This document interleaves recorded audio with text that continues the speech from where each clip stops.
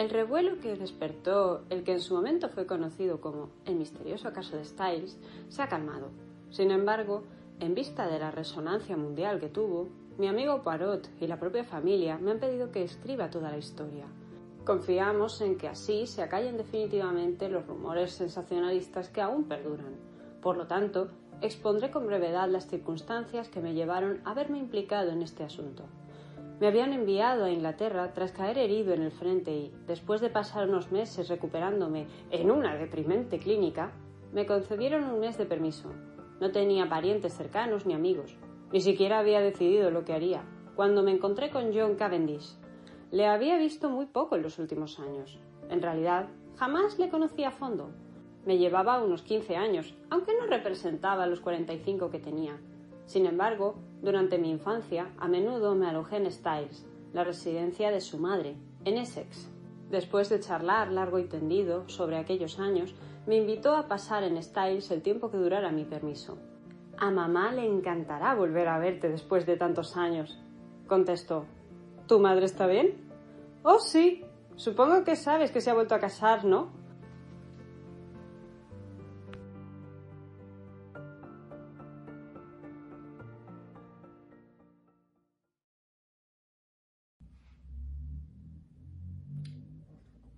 ¿A quién queremos engañar?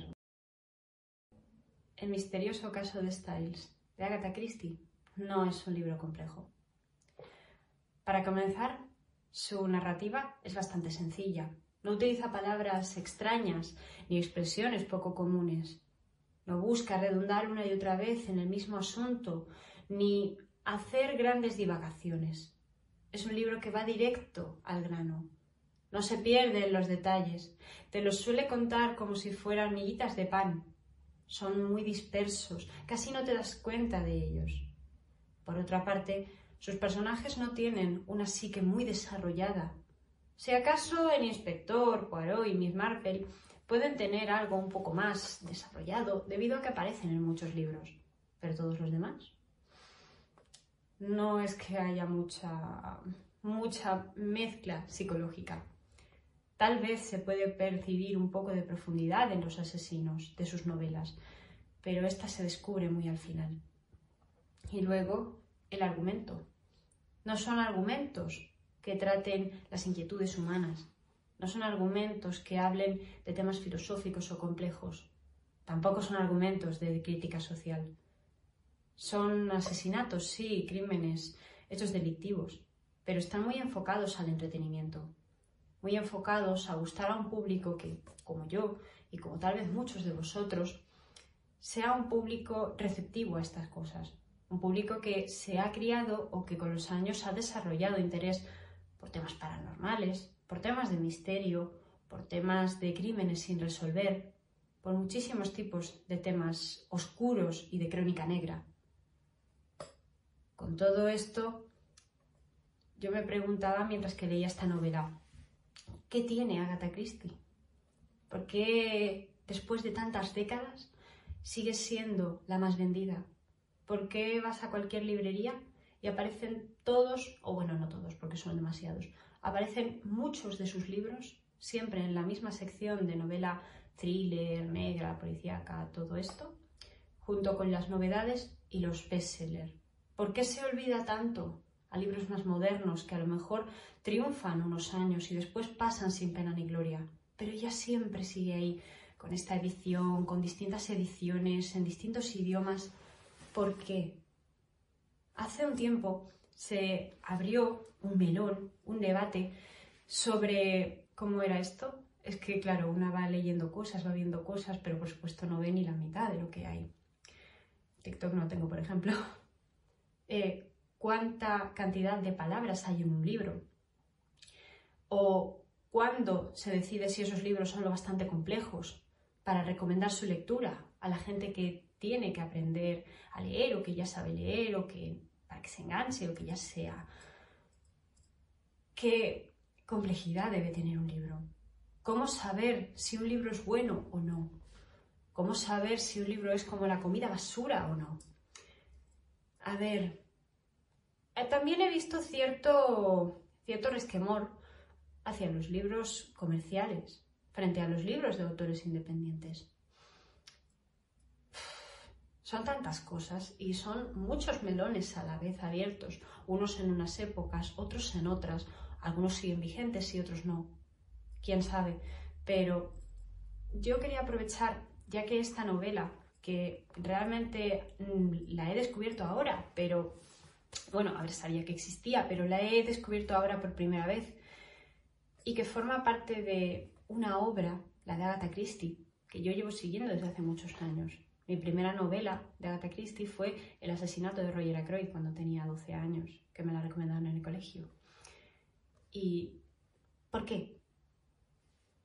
¿Por qué esta autora, que según las reseñas que suelo ver la mayoría, si nos paramos a hacer referencia a eso, a la complejidad del texto, a la mentalidad de los personajes, a el objetivo, que solo es entretenimiento, solo busca divertir, solo busca hacerte pasar un buen rato, atendiendo a todo esto, no es un buen libro. Su mundo, ¿cómo se llaman? World building, la creación del mundo literario no es demasiado completa. Son libros donde se supone que están ambientados en el mundo real, en este caso durante la Primera Guerra Mundial, que es cuando lo escribió Agatha Christie. Pero no terminas de saber a ciencia cierta cómo son las casas, cómo es el pueblo, cómo es el entorno, cómo son los alrededores. Tampoco te haces una idea demasiado nítida de cómo son los personajes. Te dan detalles superficiales, detalles básicos. Una casa que podría estar en cualquier país, un pueblo que podría estar también en cualquier país, personas con aspecto normal que podríamos encontrarnos siempre. Es un libro muy cercano que te hace empatizar rápido, te hace identificarte rápido con un entorno que es normal. Y la pregunta de ¿podría ocurrir una barbaridad como la que describen en esta novela? Una mujer que muere en su cama, aparentemente envenenada, en una habitación cerrada, que está conectada por 2 puertas con la habitación de su marido y con la de su pupila, mientras que la casa está llena de gente que tiene distintos intereses en ella, que son parientes o que son amigos. ¿Podría ocurrir en nuestra vida real? Realmente, ¿por qué es un buen libro? El libro de un escritor que pasa la historia. ¿Y por qué uno nuevo que a lo mejor puede hablar de cosas que a lo mejor no son tan profundas no es bueno? O al revés. ¿Por qué? ¿Por qué decidimos que los libros son buenos o no? Si nos vamos al objetivo, tampoco es que tenga un objetivo muy grande. Agatha Christie buscaba relajar, buscaba divertir, buscaba entretener. Vamos a pararnos a pensar un poquito a lo mejor en el momento en el que se escribe este libro, durante la Primera Guerra Mundial. Un momento donde se pasa mucha ansiedad, vivas en la parte de Europa donde vivas, tanto si hay bombardeos en tu zona como si no. Pase lo que pase. Siempre va a haber cierta incertidumbre y cierto miedo a lo que pasará. En ese contexto, claro, ¿qué prefieres leer? ¿Sobre lo mal que está el mundo? ¿Sobre los problemas que hay? ¿Sobre las inquietudes? ¿O prefieres relajarte un poco después de todos los problemas que hay? Leer algo que te divierta, que te entretenga, que te haga pensar que al final los malos pagarán su culpa y que los buenos vencerán, como es el caso de Poirot, que siempre está deteniendo a gente mala. Este libro es el primero en el que aparece el famoso inspector belga. Es el primero en el que vemos los bigotes y la cara con aspecto de huevo. Es la primera vez donde aparece. El libro no es que tuviese, para lo que parece, una grandísima acogida en su momento, pero con el tiempo y unos pocos libros más, Agatha Christie ya se convirtió en una leyenda y hasta ahora lo sigue siendo. ¿Por qué? Veréis, yo quería entrar un poquito en estos melones, en estos temas, para aportar un poco mi punto de vista, porque me llama mucho la atención que dependiendo del tema, dependiendo del argumento del libro, de su género, se dé más prioridad a la hora a la hora de reseñarlo a unas cosas que a otras. Cuando leo reseñas, pues generalmente suelo ver esos 3 pilares básicos: psicología de los personajes, agilidad del texto y creación del mundo, y el objetivo del libro. Un objetivo que unas veces puede ser entretenerte, otras enamorarte, otras hacerte reflexionar, otras generarte de asco, generarte rechazo. O sea, estoy pensando, por ejemplo, en Voces de Chernóbil, un libro que no es histórico, bueno, sí, es histórico, periodístico, biográfico, busca hablarte de distintas situaciones a las que se enfrentaban los supervivientes de la catástrofe de Chernóbil. Y es un libro que te genera mucho rechazo. Es un libro malo, si pensamos en que genera sufrimiento al lector, genera malestar. Es un libro que da sentimientos malos. ¿Por eso es un mal libro? Yo creo que no. ¿Por qué? Porque sencillamente ese es el objetivo del libro. Generarte crítica, generarte rechazo, generarte que te replantees cómo es posible esta barbaridad. ¿Ese es un mal libro? ¿Porque no genera cosas buenas en el lector? O, por otra parte, que no genera ese tipo de sentimientos, trata de un asesinato. Porque Agatha Christie no aprovechó la escritura de estos libros y buscó generar malestar en el lector, buscó generar que odiásemos a los asesinos, que les criticáramos, que hiciésemos toda una oda en favor de, qué sé yo, de leyes para proteger a la gente. Sencillamente porque era el objetivo de entretener. Agatha Christie no buscaba generar crítica social ni generar sentimientos mayores, como quien dice. Buscaba entretener. Y parece que últimamente, o me da esa sensación, existe como cierta parte de la crítica que va mucho contra los libros que buscan entretener y que va también mucho contra los libros que da esa libertad al lector de imaginarse un poco por su cuenta cómo es el mundo que rodea a la narración o cómo son los personajes que les rodean o tantas cosas. En la fantasía es muy típico hablar de estas cosas que he mencionado antes, del world building, de la creación de un mundo literario. Es muy típico oír hablar de si está todo bien diseñado, si el mapa encaja, si, qué sé yo, las criaturas que aparecen tienen sentido, cómo es cada una de ellas, qué poderes tienen, qué dones tienen, qué habilidades. Puede tener un cierto sentido, a ver, tiene un cierto sentido que esto sea así. Al fin y al cabo, Agatha Christie imagina un mundo como el nuestro, imagina nuestro mundo. Entonces es mucho más fácil tener esa libertad de imaginar. Pero mirad lo que os digo. ¿Por qué estamos queriendo decir que un libro de misterio que no esté tan desarrollado a nivel estético es peor que uno que está menos desarrollado? ¿Estamos diciendo que un libro de fantasía es necesariamente peor porque su mundo esté menos desarrollado? Yo no sé qué pensaréis vosotros. Personalmente creo que se trata de un gusto personal. Se trata de lo que el lector quiere leer. Un escritor puede ofrecer un libro, puede crear algo y querer venderlo. Pero al final es el lector el que decide si lo toma o no, el que decide si se identifica o no, el que decide si le gusta o no. Yo sé que muchas veces estos debates buscan ir más allá del del simple gusto del lector y buscan meterse en melones como el si es pertinente o no es pertinente permitir ciertos libros en determinados momentos porque sean mejores o peores, o porque te enseñen cosas más o menos buenas o más o menos útiles. Personalmente, a ver, no me voy a esconder. Yo también he criticado algunos libros porque me parezca que su argumento no es bueno o porque me parezca que no son apropiados para determinadas edades. Pero eso no significa que a la hora de la verdad, pues una no sepa apreciar que realmente un libro es simplemente un libro, una historia contada de determinada manera, con unos personajes y con una forma de escribir concreta. El autor puede decidir adaptarse o no a un lector ideal concreto.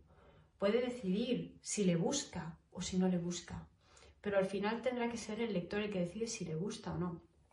¿Y por qué se me ocurre todo esto leyendo a Agatha Christie, leyendo el misterioso caso de Styles? La primera novela de Poirot que ya he dicho. Pues Sencillamente por eso. Porque es un libro que, si atiendo a todas las reseñas que suelo leer, no tiene nada de lo que piden, salvo una cosa, una narrativa muy ágil. Pero es que también hay quien piensa que una narrativa muy ágil o con palabras muy simples es mala. A ver, no me parece bueno que se utilicen todo el tiempo las mismas palabras, o que sea muy redundante, o que sea muy simplista. Agatha Christie, aunque a la hora de escribir sea simple, ojo, cuidado, la trama que pone es muy compleja, son puzzles muy difíciles de desentrañar. Y eso hace que sea un arte lo suyo, porque parece sencillo de hacer, pero no lo es. Aunque sus diálogos parezcan casi obras de teatro, que casi no tienen desarrollo, están muy bien puestos. Pero es un poco, ¿nos quedamos en la superficie o vamos a lo profundo? ¿Valoramos si un libro es bueno por todo? ¿Por unos elementos? ¿Por otros? A mí Agatha Christie me gusta y os recomiendo este libro porque me hace sentirme como en casa. Ya he comentado, yo soy muy friki, yo me crié con los misterios, me crié con Scooby-Doo, me crié viendo Castle, me crié viendo los misterios de Laura aquí en España, me crié jugando al Cluedo, me crié un poquito con todas estas cosas muy relacionadas con lo misterioso y a día de hoy veo programas de cosas paranormales que me encantan y sigo leyendo misterios. Incluso a veces me dejo seducir por el true crime y no me avergüenza decirlo, porque al final son cosas que pueden gustarte o no. Pero el caso es que, quitando el true crime, que al final son cosas muy concretas y bastante más macabras, si nos quedamos con la ficción, las series, los cómics, las películas, los libros, vamos a ver que en el fondo de todo eso podemos encontrar a Arthur Conan Doyle, podemos encontrar a Sherlock Holmes, pero también en muchas de esas cosas, en muchas, está Agatha Christie, está Poirot, está Miss Marple. Y eso hace que esta autora en concreto sea parte de nuestra cultura. Es parte de la cultura literaria, pero también cinematográfica. Es una autora que ya es inmortal, que ya dejó huella y que ha hecho que muchos autores quieran emularla. Porque aunque sean sus escritos sencillos, aunque el mundo que muestre sea sencillo e incluso superficial, aunque los detalles sobre los que al final de la trama serán, esos detalles que serán muy importantes, se pase por ellos como muy por encima, como muy superficial, como muy pasándolos por alto, al final te muestran, son prueba de una trama muy buena. Y es buena, digo una cosa, no solo porque sea buena la trama, porque habrá muchas cosas que cualquier lector que no esté de humor llegará al final del libro de Agatha Christie y dirá, pues vaya cosa, pues suena muy a cachiporra, o suena muy forzado, o no tiene sentido, o eso no pasa en la vida real. Pero si te dejas llevar, si aceptas que esa realidad es así, si aceptas las reglas del juego que te propone la escritora, terminarás sorprendiéndote. Es decir, si vas con actitud de que no tiene mucho sentido y demás, dirás que parece que a la autora casi se le fueron ocurriendo las cosas y que las fue metiendo en el texto de forma, pues, como se me ha ocurrido esto, voy atrás y lo meto, se me ha ocurrido esto otro, voy atrás y lo meto, y lo mete de forma muy superficial, de forma muy sencilla. Es que es una trama, ¿cuántas son en concreto? 218 páginas que que pasan a la velocidad del rayo. 218 páginas de las que casi no te enteras. Y que sí, puede parecer muy forzado, pero yo insisto, y quiero retomar esta parte. Asumir las normas del juego, asumir lo que te propone el autor, ir con buena idea, también es fundamental para disfrutar de un libro. Y creo sinceramente que Agatha Christie consigue eso y mucho más. Y del mismo modo que lo hace Agatha Christie, tal vez haya muchos más autores de la actualidad a los que, si se les da una oportunidad y si no se va a leerlos con idea de decir esto es muy forzado, esto no tiene sentido, este personaje es muy plano o este personaje parece que no encaja o no tiene sentido lo que hace con lo que en teoría es, os digo una cosa, a veces puede ser que el autor escriba mal, pero otras veces sencillamente es que a lo mejor te está proponiendo algo, te está queriendo mostrar algo muy concreto. Y yo pediría de corazón que todos, tanto si decidimos leer a Agatha Christie como si decidimos leer a cualquier otro, y si me estoy yendo todo el rato hacia el debate sobre qué es un buen libro y qué no es un buen libro, tal vez descubramos algo bueno si nos dejamos llevar. Porque al final, y esto es pues la conclusión de lo que quería decir y por lo que a mí me ha hecho tanto pensar este libro, si un libro es bueno o no, cada uno pensará lo que quiera y yo estaría encantada de escuchar vuestras opiniones. Yo creo que un libro es bueno en función de lo que quiera y lo que decida el lector. El autor puede trabajárselo, pero su trabajo tiene un límite, porque haga lo que haga siempre gustará a unos y no gustará a otros. Pero al final es cada lector el que decide si se queda con algo bueno que aporta ese libro, si se queda con algo malo, si lo que está leyendo por situaciones personales o por manías o por problemas o por lo que sea, ese libro le genera malestar o no le gusta o le parece malo. Al final tal vez dependa más de los ojos que miran que de la pluma que escribe. Probablemente, y a lo mejor esto es lo que yo creo, los libros serán mejores o peores en función de los ojos que los miran y de si están dispuestos o no a dejarse llevar o a, hasta cierto punto, aceptar unas normas. Agatha Christie se tomaba sus libros casi como un juego, casi como un puzzle. El misterioso caso de Styles es prueba de ello. Un puzzle, más o menos difícil, más o menos actual, pero un puzzle. Tal vez la clave para disfrutar de los libros, como si fuésemos niños, sea dejarnos llevar y tomárnoslos como un juego. Sencillamente asumir lo que estamos leyendo y si lo que nos proponen es imaginar un mundo que ya nos ponen diseñado al milímetro, imaginarlo tal y como nos lo ponen. Porque a lo mejor probablemente el autor, considere que diseñarlo así sea importante por algo. Pero si un autor no diseña tanto, no es tan minucioso a la hora de describir y quiere dejarlo más en manos del lector que se lo imagine, probemos también hacer ese ejercicio. Hay lectores que prefieren leer libros muy detallados, pero luego hay otros, como es mi caso, que preferimos tener un poco más de libertad creativa, porque al final eso también se puede interpretar como vaguería del autor, pero también se puede interpretar como que el lector tiene la libertad de también entrar a jugar, a formar parte de la historia. Y creo que con esto ha terminado mi reseña de hoy. Espero que os haya gustado mucho, que le deis una oportunidad al misterioso caso de Styles, si os gustan este tipo de libros, que os dan libertad para imaginar y que simplemente os piden que os relajéis, os sentéis con algo calentito y paséis un buen rato después de todos los problemas del trabajo, de personales, familiares o como era el caso de Agatha Christie, en este caso, que una guerra mundial viene. O, que cada uno haga lo que considere, ¿no? Y nada, no os molesto más. Un placer pasarme por aquí, yo estoy encantada. Si os ha gustado el vídeo, no dudéis en darle like, suscribiros y comentarme lo que queráis. Si no os ha gustado también, porque quiero que me comentéis vuestras opiniones, vuestras perspectivas, si se ha entendido algo de lo que he dicho. Y nada, nos vemos la semana que viene con otra reseña.